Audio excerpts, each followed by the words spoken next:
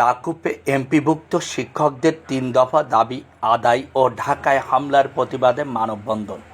এমপিভুক্ত শিক্ষক কর্মচারীদের ৩ দফা দাবি বাস্তবায়ন এবং ঢাকায় শিক্ষক সমাবেশে হামলার প্রতিবাদে খুলনার দাকুপে মানববন্ধন অনুষ্ঠিত হয়েছে। মঙ্গলবার ১৫ অক্টোবর সকাল ১১টায় মাদ্রাসা শিক্ষক ও কর্মচারী ফোরাম এর দাকুপ উপজেলা শাখার আয়োজনে ডাকবাংলা মোড় চত্বরে এ কর্মসূচি অনুষ্ঠিত হয়। উপস্থিত মানববন্ধনে বিভিন্ন মাদ্রাসার শিক্ষকরা বক্তব্য রাখেন। আমাদের পরে অপমান অপদস্থ করা হয়েছে সরকারি পক্ষ থেকে।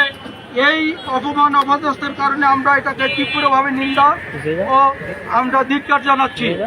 বাংলাদেশের রাজধানী ঢাকার কেন্দ্রীয় শহীদ মিনারে যে লাগাতার শিক্ষা অবস্থান আন্দোলন চলছে, সেই আন্দোলনের সাথে সংহতি প্রকাশের জন্য খুলনা মাদ্রাসা শিক্ষক আপনারা জানেন, আপনাদের সন্তানদেরকে আমরা নিজেদের সন্তানের মতো করে স্নেহ দিয়ে, ভালোবাসা দিয়ে সঠিকটাই সুশিক্ষিত করে তুলেছি। মোখলেসুর রহমান, ডাকবাংলা মোড় চত্বর থেকে আলোর খবর, দাকুপ, খুলনা।